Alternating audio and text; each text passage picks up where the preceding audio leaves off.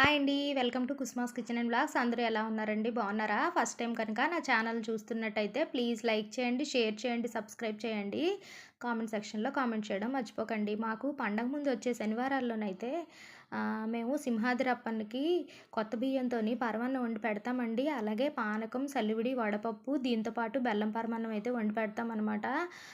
ఈరోజు మార్నింగ్ అయితే early morning బేగా లెగిసి మొత్తం అన్ని క్లీనింగ్‌లు అయిపోయిన తర్వాత దేవుడికి నైవేద్యం నేను ప్రిపేర్ చేసుకున్నానండి. ప్రిపేర్ చేసుకున్న తర్వాత దేవుడికైతే పూజ చేసేస్తున్నాను. మా ఆయన గారు అయితే ఈరోజు బేగా లెగిసి స్నానం అయిపోయింది కాబట్టి తనైతే ముందు కొబ్బరికాయ కొట్టేశారు. నేనైతే హారతి ఇచ్చేస్తున్నానండి. ఇంకా అయిపోయిన తర్వాత పిల్లలకైతే ఈ రోజు నుంచి హాలిడేస్ అండి. ఇంకా హాలిడేస్ అయితే మామూలుగా ఉండదు. మనం వండిందైతే ఆళ్ళకి నచ్చదనమాట. ఆళ్ళు చెప్పిందే మనం వండాలి.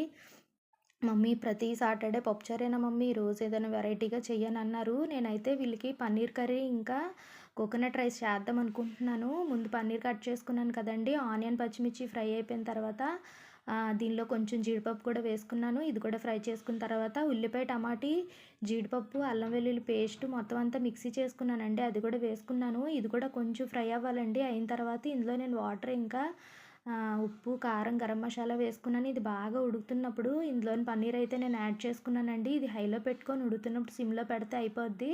ఇప్పుడు నేను కోకోనట్ రైస్ కోసం అయితే కొబ్బరి మిక్సీ చేసుకొని పాలైతే తీసుకొని రెడీగా పెట్టుకున్నానండి.